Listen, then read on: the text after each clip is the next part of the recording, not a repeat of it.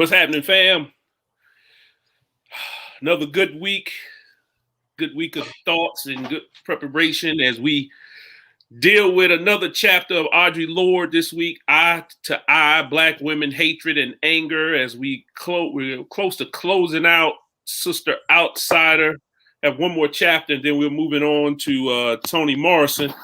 Just want to thank everybody for chilling with us or keeping me in prayer as dealt with the transition of my aunt. Thank you for the texts and the condolences last week. Appreciate that much. But we got the same brothers on here today. That drummer and that drummer up in the corner, Nick. The elder down there, Walter, and Dr. Quick down there on the left. On my left, your right. So we're gonna jump right into this particular chapter, which is outstanding to say the least. I meant to see which one of y'all wanted to start this conversation off today, because this one right here was something. This was another doozy. She brought it again. Anybody want to start it off, or I can say this? I'll jump. Go ahead, Nick. To the question she asked before the chapter really starts. Where does pain go when it goes away? And I've been sitting dealing with that, just trying to make sense. Like, that has to be one of the most profound questions I've heard in a good while. Yeah. Let's think about that for a second too. Where does pain? Because later on she starts dealing with this thing. We confuse pain and suffering, or pain with suffering. Pain is the event, while suffering is the continual cycling of that particular pain. I listen to that and I agree to a point. I don't necessarily disagree with it. It's one of those things where I just say you could see how her poeticness plays into this. And she says this in that letter where she says, I don't necessarily have an answer or a solution. I'm just pretty much complicating the issue. So when she makes that statement about pain and suffering, I see it the same way, where she's just complicating it to say, you need to think about what's happening in your life and don't get hung up on the pain or the suffering, if that makes sense. Because she's doing something. She does a whole lot, and she gives us a lot of practical examples in this particular essay. A lot. Just the fact of the placement of pain. There's so much in just that question that even when you try to parse it, to say, to try to understand how she uses the metaphor of I guess, a bodily, if we use our body for an example, if, I think one of the worst pains I've ever felt was a toothache. I would say externally. The internal pain came from the church. So one pain was easily, if you extracted the tooth, that pain went away. As a result, I have that gap right there. But internally, in terms of the church hurt, it never went away. I was able to keep moving, and not necessarily, it didn't go away, but I was able to, the pain got less. And I guess when I say not necessarily less, but the difference between, and grief, I can put it in grief share terms. And grief is the external feelings and thoughts that we have about a particular event or a person is dying or something. So you deal with the grief, right? That's a natural part of when you have transition or something bad. But then there's the mourning process, when I'm able to verbally or outwardly express that. So moving from grief to mourning, that's why we say in grief share, joy comes in the morning. But she's using this thing about pain, like where does the pain go, to say that it hadn't left, didn't say it was alleviated. Said, where does the pain go? And I think, I mean, that's a lot. I mean, I said a lot, probably of nothing, because that's how I'm trying to process that question, because I think it's a poignant question that we really need to try to parse out in order to understand what she's trying to communicate to us. Well, let me ask you this, because I can't really explain where the pain goes, but I can tell you in all of our lives, we live through that pain. We kind of play through that pain, and we push that pain onto others. And that's one of the things she's dealing with, with Black women upon Black women, saying, hey, take a look at how you treat this other Black woman, because are you dealing with her through your pain because you don't think she deserves that type of love and consideration, because that is kind of been taught to you from generation to generation. And and Miss Lord is trying to deal with that as best as she can. But she's still a poet. She's an artist. So she's trying to paint the picture, but also, as she says a couple of times, still be motherly. And she keeps coming back to that, how do we be motherly in the midst of sharing our pain and trying to be courageous in sharing our pain? Because let's be clear, being vulnerable is not easy. As men, we know for sure it's not easy. We might be able to be a little bit vulnerable with each other to a particular degree, but it's not an easy process, because I feel if I don't know you, I think you're going to use that to, against me later on. You know what I mean?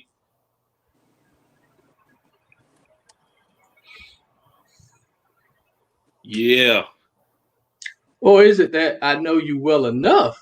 If I don't know you, then I don't really care. I mean, if we're not going to have an ongoing relationship, then it really doesn't matter to me.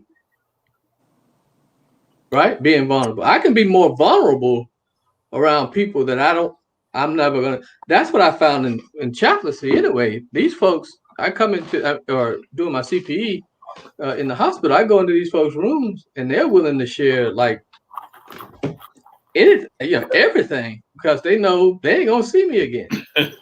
They're gonna be discharged, and I was glad to get all that off of me. But I think that's kind of the point that she makes in this, is that if you're in those middling relationships, we can talk.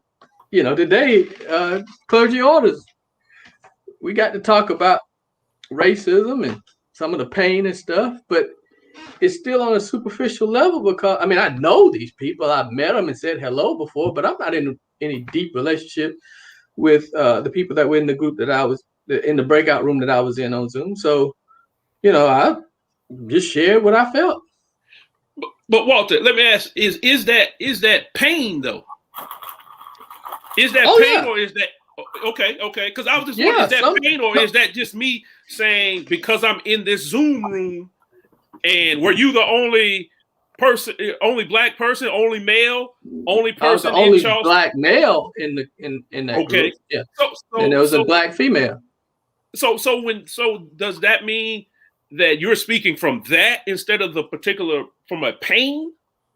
No, I talked about the pains that I felt. Okay. The questioning that I've had to do about why people would treat, or respond in certain ways. And it's that constant, as we've kind of talked about, that constant tension between how much is me being knowing I have to be super aware, super vigilant against racism, as opposed to what's actually happening. You're constantly questioning, trying to figure out whether it's something that I really need to address, or is it just me being overcompensating or overly aware? Right. But to go back, so in places where I am in relationship with folks, it is a little more, you know, I feel like I can be vulnerable in some ways because I do know them and they know me. But in other ways, it's like, how deep does this relationship really go? Right. If this relationship is just that middle sort of, oh, I know that guy. We, you know, we work together or whatever. Those are kind of middling relationships where you kind of get to know folks, but and then the other ones you get to know really well. But I feel like that's kind of what she said. Like the pain comes from, or the suffering, I would say the suffering comes from knowing that we're in this, we have the same things we're dealing with, the same dynamics are happening to us, but yet we're hurting each other more because we know how to, you know, because we're intimate enough to know exactly what it is, and then it's the battle of, well, at least I'm not on the bottom because I at least knock that person down. That kind of thing. That's what I kind of sense from. Yeah, and she and Miss Lord talks about that. J. Dwayne Garnett says this. He says that's good. Pain transfers, or transforms. Now, I know. That's one of Martin's things about transformation and the other transaction. Yeah. You know that's one of his main things is, you know, we don't want to be transactional. We want to be transformational. And pain, I don't think you don't have a choice. And Miss Lloyd is very clear about that. It's not so much the choice in this, but pain kind of isolates you. And I think she uses that word a couple of times. It kind of isolates you to have this memory. You remember when she's talking about being on the train and the lady is looking at her crazy as a 5-year-old. And she's like, look, it's nothing I can do about this, or that I could do about this because I was 5. But I had this memory about this thing that later on, when I became of age, I began to transform my relationships with others later on in my life. But at 5, I can't do anything because I don't have the knowledge. I don't have the power. If I had to actually, even the vocabulary to explain what's going on. Right. That's right. And so, and that's important, especially the part about when you talk about the transference of pain. For an example, me not ever knowing my father, right? I see some of the things that pain, I still have to be aware of how I transfer that to my kids, especially my son. Because my thing is, I want him to appreciate, right, that I am here, that I didn't take a way out, or, you know, that he didn't even know I existed. So I need you to know how important it is. Well, that doesn't resonate with him because I have been there. And so my pain isn't transferable to somebody who can't identify what you're saying. Like, okay, Dad, like I've been crying, talking to him before and expressing it. And he's like, why is my dad crying? Like, but you can't, you know, you can't transfer it onto people, but you can do it negatively, right? And say, well, I'm gonna be angry because see, you don't know nothing. You know, I'm here and here you are. I ain't have no dad, and you ain't even appreciating that I'm here. Like right. He's like, what? Like, and I didn't say that. I'm just saying, right. You know, you don't know. It's like, nah. I mean, so that's the thing that's what's so brilliant about what she's saying, that the pain goes to another place. And so what we say when we talk about grief and stuff, so some people put that pain into work, they continue to work.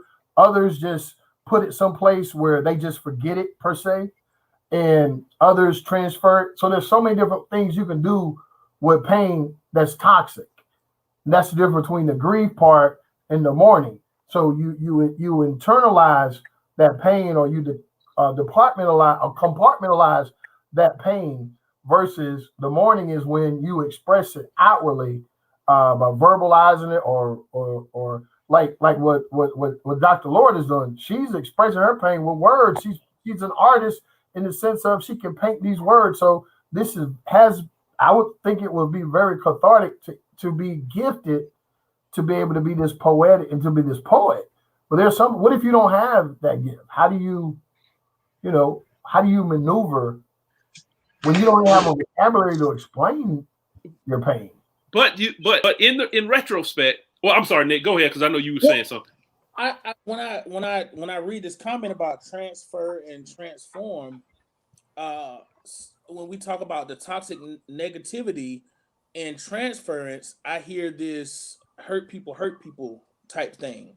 From my pain, I hurt people. But to transform for me is how I think, I take the pains that I had from my childhood and I do things to make sure that nobody that comes in contact with me ever have to experience the pains that I had from a childhood, because my pain transformed who I was. Almost like Dr. Lloyd, when you're 5, or the traumas and pains that you get as a child, those things are etched in your mind. You can let them be used negatively to transfer to others to continue the cycle of hurt, or you can use it positively to transform yourself to make sure that nobody else has to experience that from you, and try to educate others on how not to transfer those pains negatively on others. You said that Garnett said that. Big ups to Garnett and this other beautiful sister on here, Tony Strother, I think that's her name. We gotta figure out who the stranger is. I've heard of her. Yeah, I've heard of her too. She's here every week for some reason. She is outstanding. Yeah. Is it? You know her? Outstanding. But listen, pain is transferable in the mistreatment, restrictions, and ostracizations. Look at I messed that word up. This is the second week in a row I don't bomb a word. Ostracization. We have to let people know this is live. I know you're doing that on purpose. I know. Ostracization of others. It can even transfer. It can even transfer to numbness. Yeah. So this goes to Nick's point as well. This transferability of pain. Mm-hmm. But y'all say more about this transferability of pain, because Martin said that Jordan couldn't understand what he was saying. But is that is that because Jordan is not the same age as you? I would say. There's Go ahead, Martin. Let me explain. And the reason I say that, because when we read Miss Lord, she's dealing with women, but she also deals with women in particular age groups, in particular work environments. So she's dealing with women who are pretty much synonymous in their work groupings, in their age, so forth and so on. And I'm not saying that matters, but I'm specifically talking about in your conversation with Jordan. Because if you said that to me, even though I live with my father, I would say I may not comprehend it fully, but I kind of have this level of empathy with what your story is, and also because I know you. You know what I'm saying? I would say experience plays a big part, though.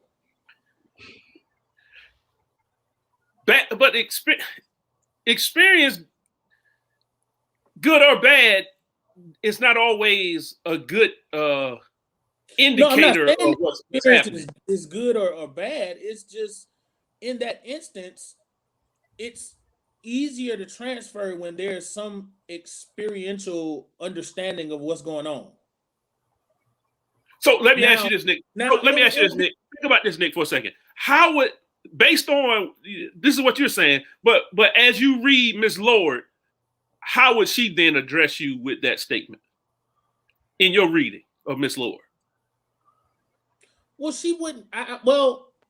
That's kind of my tug. That she might not agree with the experience having to be at play, but at the same time, when you're trying to pass something on, how can I say it?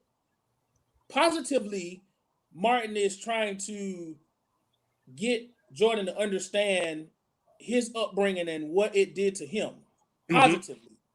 Negatively, if Martin is still there but is numb and silent, then it's almost like the same thing is going on, just from a different experience. The numbness. I mean, the suffering.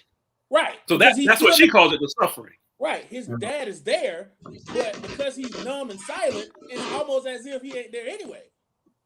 So it's this, he's doing, and this is what I'm hearing, Martin. You're doing the transfer by being present, being vocal, being assertive in trying to get to put things there that you didn't have and that you wanted. Yeah. Okay. So here is how. Okay. So for example, let's talk about the transformation part. My pain has transformed me, because my thing is I would never do to my kid what my dad did to me. Right. So my pain has transformed me to be, as Brother Garnett said, the vulnerability ain't even about Jordan. It's about me. It's about my pain, which isn't that bad. But the transference is, whenever I'm trying to make him appreciate me, that's make him appreciate my pain. Right. I see what you're saying. That, Dad. What are you talking? I love you. I love you. What are you saying? No, you need to feel. He's not going to do it. So in essence, what I really want to do is I just want to share that pain. I want it to move, right? And she says, I want you to share in it, because I want it to transform you like it did me. And that's where the negative part comes in. If I'm a good father, right? So he's seen good. Why would I tell him about the bad? Because it's about me. So this is because this is where Brother Garnett, vulnerability is a selfish pursuit, not really but for bystanders or the participant. Now, I in your case, I would agree with that. Now, I wouldn't say all the time, but what you were saying, I would agree. Now, when you said that, I was like, okay, I get it. Because I didn't get it at first until you just explained that point. But I wouldn't, with Brother Garnett on this one, that makes sense when you tell your story in that aspect. Now that statement kind of illuminates for me, because as we talked about this from a preaching standpoint. When you're homiletically, when you tell a story, you don't make yourself the star. Right. You know what I mean? You tell the story and let somebody else the star, because you don't want it to be selfish and make it seem like I came up with this solution. And this trying to be vulnerable when it's actually this kind of pseudo move to get people to think you're something in that moment. It's a microaggression. You're being passive aggressive. That's the word. That's a better word. You want it to be, again, you want it to be about you, like it was with Jordan. Like, I need you to share. I need this pain to move. Matter of fact, take some of this from me, right? I want you to share in it. And so I think that's when it becomes negative. Now, if he says, I see your pain, and he wants to share in the pain with me, that's his option. But when you force it on people, right, especially when you're unaware of it, you force it, and then it's just not very fruitful. It's just, that's a hurt people hurt type thing. Yeah, that's right. Hurt, and exactly like, no, you're like, nah. Well, okay, if you don't feel it this way, you don't feel it another way. I'm gonna make you feel it. Let me ask you. Let me read a couple of these, because a couple of people have said that Coach Boyd said this: the first law of nature is self-preservation. But then he says this next: therefore, hurt people as a response. And let me see. Garnett said this. He said, unaware or refusal to acknowledge hurt people. We've all been hurt, but we all don't have to hurt. Yeah. So go ahead, Walter. I'm sorry. Oh no, go ahead. That transformation. Right. So Nick started this with the epigraph, but Miss Lloyd's first sentence is every Black woman in America lives her life somewhere along a wide curve of ancient and unexpressed anger. Right. Now, she's talking about women, but in retrospect, everybody pretty much lives in that same space. Ancient and unexpressed anger. Yeah. And based on the other essays she's written, what does that mean when we have to live, when we refuse to express our anger, not rage, our anger, and we just sit on this thing? Go ahead, Walter. Well, now this is where I started to go with it, but I'm glad I waited, because she really is talking about anger and hatred in the same way that she's talking about pain and suffering. And I don't know that we made that distinction. Pain is not bad, according to this what we read. Pain is the event that gives you the opportunity to grow. Like, I mean, you talk about, weightlifting. They said, you said, and I guess they don't say it anymore. They said no pain ain't no pain, no gain. Actually, if you're in pain, you might need to go see a doctor. But that pain is the opportunity to grow. Suffering, just reliving that pain, is what hurts you. Anger, then, in the same way, it's the unexpressed. That's the word in that first sentence. The unexpressed anger, because then I can't. And she makes this point: if I'm not expressing my anger, then I'm not being who I need. Then I'm not being who I am, who I need to be. Right. I'm being something else so that I'm palatable to those around me. And for Black women, that's everybody else, because she makes the point: I'm not white and I'm not male, so I'm at the very bottom, and so I've got to be. I can't show my anger. I can't be who I really am, because all the rest of y'all can't handle it.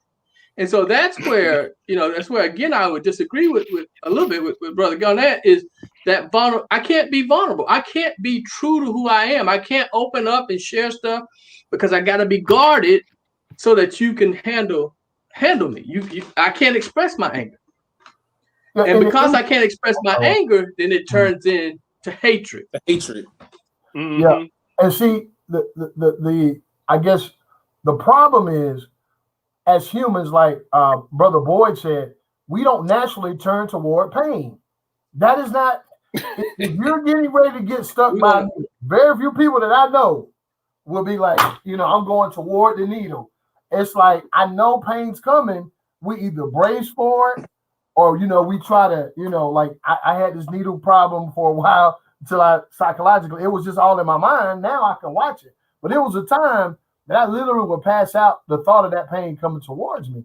It's just not natural for us to turn toward pain. And that, I think that's something we have to learn to be able to do that. Because nobody who wants to share the most their pain right now. The worst thing is, no, nobody wants to do that. No. But you have to answer this question. You said nobody wants it, but tell me why. Because not the hurt part. Not the hurt part. Let's remove the hurt part. We understand that pain hurts. That's the whole intent of it, to hurt.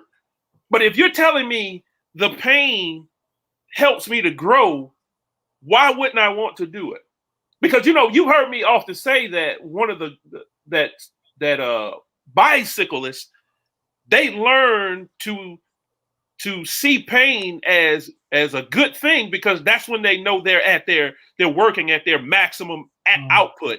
Because if they never experience the pain, they're saying, okay, I actually haven't started working. Runners, they know that there's a point in this marathon where there will be pain. And if I never get there, that means I have not maximized my effort. So if we are a people who understand that pain produces a good product, for lack of a better term, why would we then always remove ourselves from it. And I think that comes with why she says we confuse pain and suffering. Because we stay in the suffering part. Because last week we talked about this thing. What happens if racism ends? What do we do? What would any of us be then? See, that's what she's dealing with. Like, yo, I'm telling you, this is what happens if you stay in pain, or you think it's pain, but it's actually suffering. Now you never get to the point where you understand that you've moved to joy. Because I could be actually in the midst of pain and still have joy. And that's hard. But suffering, that's a different ballgame. I don't know if you suffer in joy. I know we've been taught that. That's what slavery taught us. Slavery taught us that, you suffer with joy. The slaves were excited about it being enslaved and working in the field. No, but we can have pain and be in joy because that is an event. That is something, an experience. You know what I mean? So go ahead. Now you saying what they said. You ain't saying what really was now, right? When you talking about the enslaved African did not. He did not. No. Yeah. What they said. Yeah. Let me clarify that. Thank you, sir. No. We didn't. The enslaved Africans didn't believe that. No. But that was the things that was come. When you read the historical data, they enjoyed this. When you read the slave narratives, the slave. Let me rephrase this: the slave narrative that was wrote by the enslavers, right? Not the ones that were written by the enslaved. But see, the body. But see, this thing about pain, the body isn't like. One of the comments was the reason why we react to pain when we turn away is to preserve our life. If you put your hand on a hot stove, you automatically jerk back. The pain lets you know it's a part of that helps us to survive. So I think we got to go ahead, Nick. But I would say not with the stove analogy, but when I'm listening to Brian, I go back to thinking and I'm sure we all experienced it when we first learned to ride a bike. You got that pain of falling, but you didn't run away from the bike. You wanted that satisfaction of learning how to ride the bike, and you took those. And I mean, immediately. I mean, from my experience, I fall, I jump right back up and get right back on. Like, we finna try it again. Though I might be hurting, I might be bleeding. My leg might be hurting, my elbow might be hurting. But I want that satisfaction of the joy of really learning how to ride that bike. And in order to learn how to ride that bike, I have to persevere through the pain to get to the other side. I can't turn away from it. It's no way to stop that. And the only way you're going to stop that is you're going to be on training wheels for the rest of your life. But until you take those off and you face that pain head on and you get through it, or you realize it's not as bad as it seems, because the suffering aspect would be, okay, I'm hurt. I don't want to ride the bike no more. I'm just going to lay here. I don't want nothing to do with that.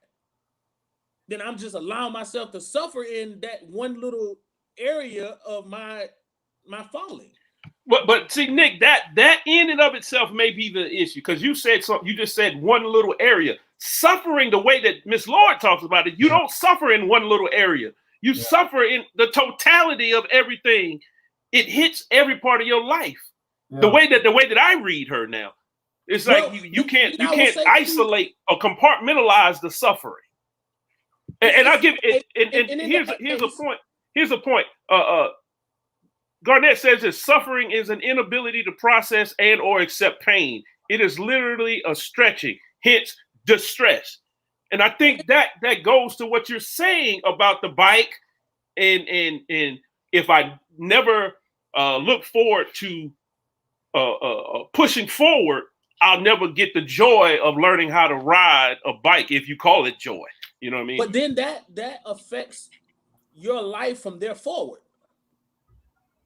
It's almost like as a parent, if you don't push your child gets cut from the team or something like that. If you don't push them to continue, that transfers to their whole life. All they think about is failure. All they think about, well, I don't want to do that job. You remember, I got cut from the basketball team. I'm not good enough, so I'm not going to apply. And so your whole life begins to take on this whole mantra of trying to avoid the pain by suffering. And instead of getting beyond it and saying that I can get beyond the suffering, pain is a part of life. It happens. Right. We can't run from it. Right. That's true. I agree. Go ahead, Walter. No, that's what I was gonna say. What the Bible say? What the Bible say? Hey, this what does the word of God say? Our challenges are the there was something in the Bible that said. What the Bible say? The Bible say. What the Bible say? Those who would save their lives, will lose them. Mm-hmm. But those who would lose their lives, for my sake, will be saved. Mm-hmm. Well, if you're trying to avoid the pain, and Peter says to Jesus, "No, Lord, you can't go to no cross. You can't suffer no pain. You can't go through that." Peter don't realize that if Jesus don't go through that, then he lost. Right. The suffering that he's going to go through. When we try to dodge stuff, trying to get around certain pain. Now, again, I agree with you, Martin. There's certain pains. God gave us pain for a reason too. Like that serves as some kind of defense, as a preservation in a way too. But certain pains, when we're trying to take over the situation, we're trying to control all these various things that we can't control, and we even lose ourselves in order to avoid pain, we're actually putting ourselves in a position to suffer. The way that Miss Lloyd lays it out. Yeah. The reason why I don't have a black belt was at that time, I knew what it was going to take for me to get that black belt. I wasn't ready or willing after getting that point to get a black belt because it was going to be pain. I was like, nah, I'll wait. Now, as a result, I'm 52 years old and I still haven't got that black belt. But I honestly, and this is the truth, I actually was going to call somebody today and say, is it too late for me at 52 to get a black belt? I already know the answer probably, but my whole point is, like, Nick, you live with those things. Like, well, I know, I'm like, man, I was so much younger then. Why did not? Was it, it was just the pain of knowing what I got to go through to get that belt, and so I'm like, well, this red look good on me. Like, I don't need the black. I can defend myself. I can still kill people with my hands. I don't need to go there. But yeah, it literally, all I could think about was, fighting, somebody and getting kicked in the chest and like, man, I don't want that. I'm not at that point, but I do regret it though. Garnett says, funny, Gethsemane also means a place of anguish. Right. Yeah. And suffering. Yeah. But that's a good point. Jesus was suffering at the table though. Right? Because he knew he was suffering at the table. But and in the garden. He had to hold it in. This is what I think Audrey Lord is talking about, because his staff was at the table. He couldn't let them know what he was about to go. The garden is a mile up the road, but he had to hold it in. And then this is where the transference come in, right? He said, remember me. How much human, like, all this going on in my mind, I'm suffering. Like, y'all remember me? Yo, dog. Like, I'm not going to see y'all again in this, like where we are. This is it. And so, yeah, that having to hold that in, that pain that you know is coming. Look here. Jesus got his black belt. I didn't get mine. Look here. Coach Boyd said, I got mine last week at 63, his black belt. No. Go get it. Oh, okay. All right. I hear you. Thank you, Mr. Boyd. I'm on it. But to your point, Martin, this line I highlighted, and this might speak to the difference in the pain even. She writes, when one cannot influence a situation, it is an act of wisdom to withdraw. I think she quotes somebody else from the I Ching. Yeah. But that's a, I don't need me going through some pain, and it's just it's useless. There's nothing redeeming about it. And I know me and brother folks over there have had these discussions about what's redeeming and what's not about pain. Or we were talking suffering, but I like this the difference. I think even pain itself cannot be redeeming if there's no point. Like if there's not gonna be any influence, anything's gonna come out of it. It's just someone hanging from a tree. There's nothing. Right. The murder of Emmett Till. I mean, well, I shouldn't say there's nothing that came out of that because that did spur on something. That was transformed. Yeah, about how planting that seed, yeah.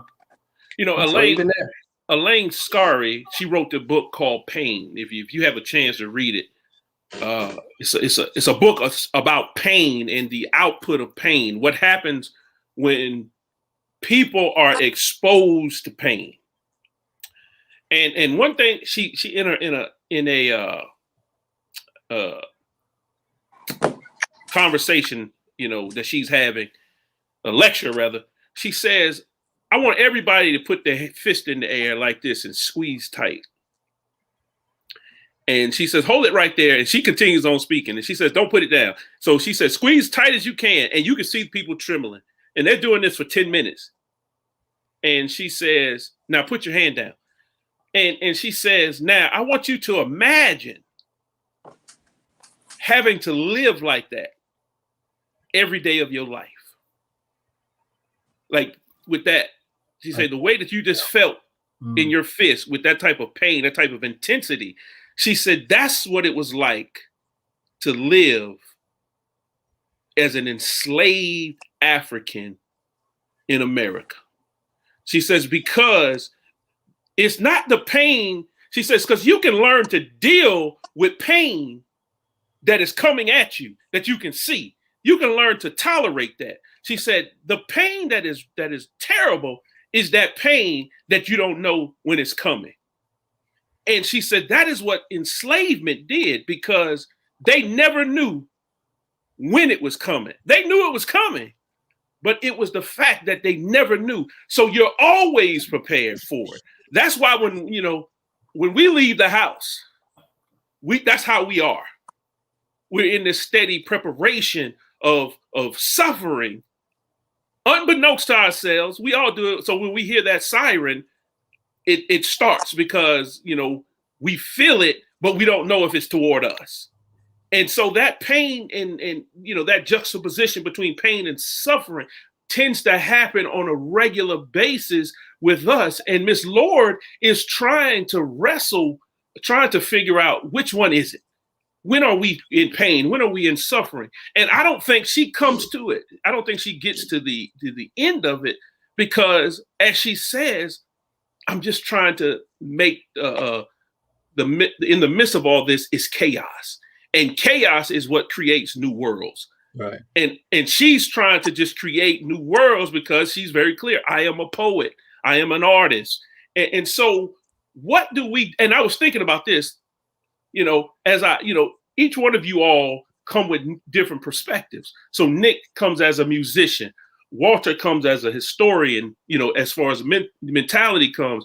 Martin comes more as a chaplain. What does that mean when you're dealing with pain in your perception of that pain from your particular perspectives and viewpoints?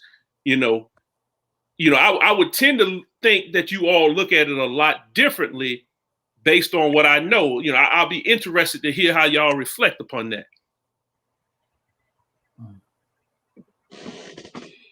But for me, it is that cyclical nature then of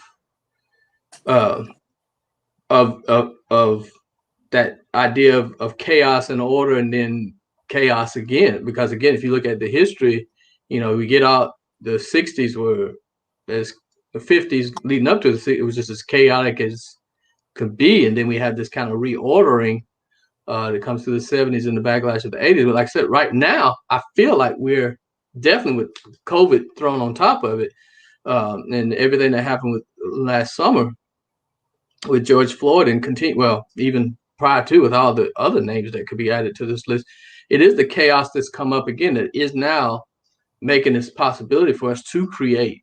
And like I said, we had this conversation with the South Carolina Annual Conference here at United Methodist Church today. All the clergy, I guess most of the clergy from the state were there, and talking about racism and white supremacy and all the stuff that has come out, and how can we create, how can we move forward and take the pain that has been part of U.S. history all these years from the very beginning and prior to the inception of the country and the colonization, when it was the colonies, and now we do have another opportunity here with everything that's going on, with what feels so chaotic. We've got another chance to create. I remember, and one of my gifts is recall. I remember I was on call, and I was called to this person's room that wanted prayer.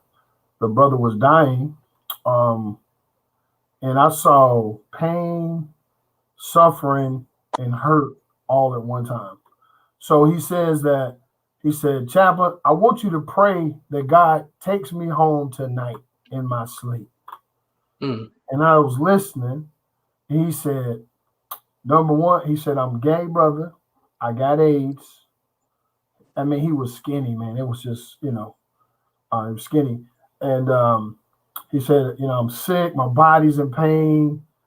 But what hurts me the most is my family left me, right? They won't come see me. And my lover left me. And so with all of that, like you said, he was like, pray that he said, I want you to pray. I know you may not do that, but pray that God takes me tonight in my sleep. And then I tell you, I acquiesced what he asked me to do. And I grabbed his hands, and it was his bone, man. And I prayed that prayer out loud. And it was, it was just something I'll never forget. I'll say it like that. To be in a sacred space with somebody that had so much pain and would rather, I'd rather die. And he specifically said in my sleep, which let me know that he wanted some peace on this side, like peace. Right. I'm sleeping. This is my last humanly act of sleep, what we consider peace. I want that one last time, so I never have to wake up to this. And something that shook me to my core, and I never forget it. But just having all that, I couldn't imagine all of that. Dying by yourself in pain. Everybody's left you. You're suffering by it. Just seems like a terrible way to end your life. But definitely changing me watching that. I think about this chapter. I think the blues. And when I think of the blues, I think of the pain and anger being able to put to lyric to express yourself. But not just the blues. I think with heightened creativity births jazz. This mindset of chaos. To some, jazz would be seen as chaos. That there's you set a certain parameter, but then you get in that parameter, and then you be like, you know what? I'm just gonna go outside of it. I'll come back to it to remind you that it exists. But most of my time is out here in this chaos, improvising.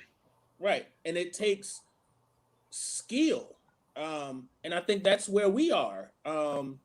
Daily in this mindset of chaos. There's some formality, there is some structure, but with skill, we're able to operate in these other spaces, even though we're in pain and there's confusion, there's seeking for information, seeking for understanding, but we're able to continue to push forward to kind of try to make some sense of it, and that just in thinking of that jazz and blues mindset, and you said, my musical mind, that's how I exist in life every day. It's always thinking musically, strangely, Right. How to maneuver, how to exist in spaces when you feel like you shouldn't exist. And so, that's helpful.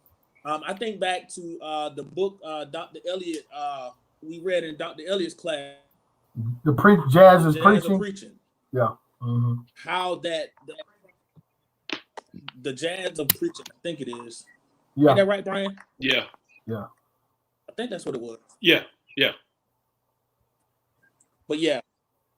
Well, Nick, can I ask a question for somebody that's not gifted in music? Like when I see people play, like I see people play the piano, it's like they literally seem like they're somewhere else. Like I'm not where they are.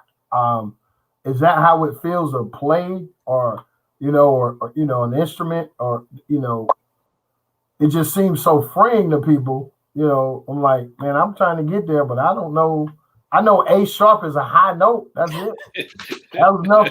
We had to take introductory music to get out of college. I know B flat is a low. You play your experience. Yeah. I can play the same song 5 times and it won't be the same way. Mm-hmm. It's just based upon my experience at that moment. That's right. It's based on what I'm living at that moment. It's the way I can play and smile and then play the same song and cry.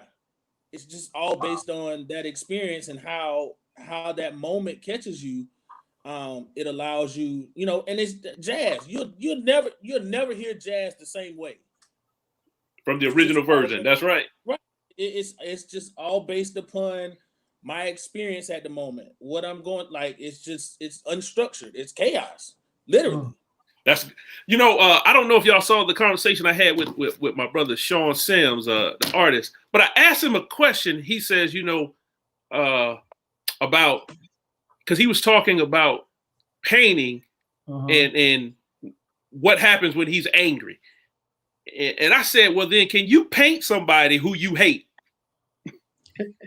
And he said, and his response was, yes, but I have to play the right music. But it blew me away. He says, because the music, I don't paint the person, I paint the music. Man, y'all don't understand what I'm talking about. He says, because the person, it ain't about me liking them. I start to paint with the music. He says, so if I'm painting them, I would play some Slipknot. I don't even know who the Sam Hill or Slipknot is, or some hard rock. He says, because I have to paint what I'm feeling with them, because they're getting a part of me when I paint. And so when we see Miss Lord writing, understand this stuff is coming out of her. It is. That's why you see these phrases that she used. And we talked about this last week, how she put certain words together that are odd. And you would say, why did she use those words together? And we talked about this more than once. And you see it about 5 times here where she lowercase the American to get her point across, to let you know these are not the Black women I know. These are the Black women that have been conditioned by American society. These are the people that Coach Boyd and Garnett keep re-emphasizing in their comments, that there's something missing in their critique because they have been kind of idealized by the thought of, or Americanized by the cruelty of how Black women are treated. Well, I mean, it's the same way as those who give proclamation. Your study and your preparation in pain is totally different from when you are. And I would question: is there ever a space when we're not in pain? But based on what your experience is at the moment, determines your proclamation.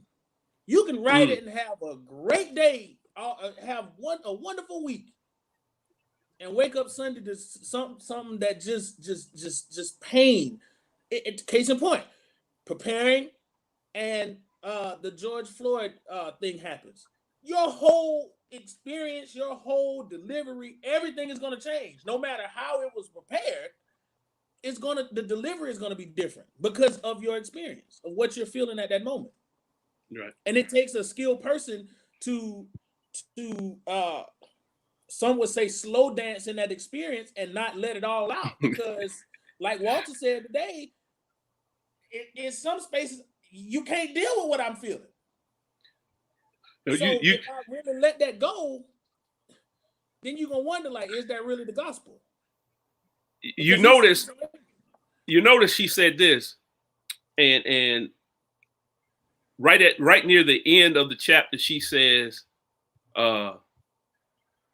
we can't expect our white brothers and sisters to give us value. Something to that point, because she was very clear, and that's amazing coming from her, because she's married to a white woman. She's like, how can this is your spouse, and you saying you can't get value from your own spouse? Mm-hmm. That blew me away.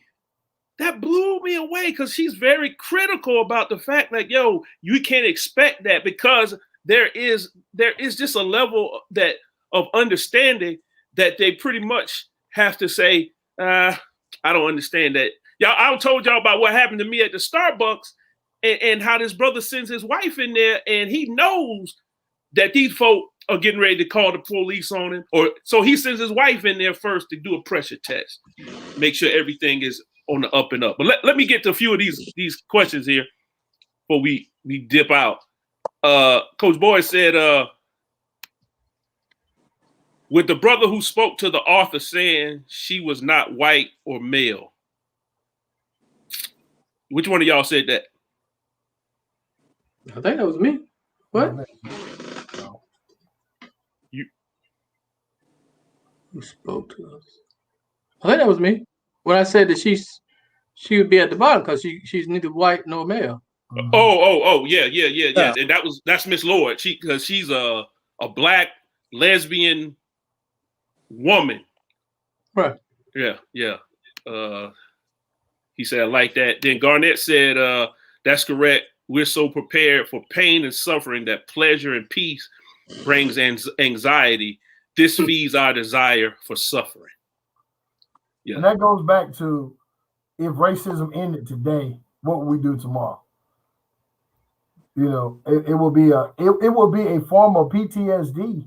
The fact is, there's nothing to fight if it's over, but you can't erase not just what we've experienced, but the ancient that our people experienced from being brought over here. It didn't. If it ended tomorrow, we'd still, as our Lord says about the suffering of women from the ancient as well as now, it just doesn't.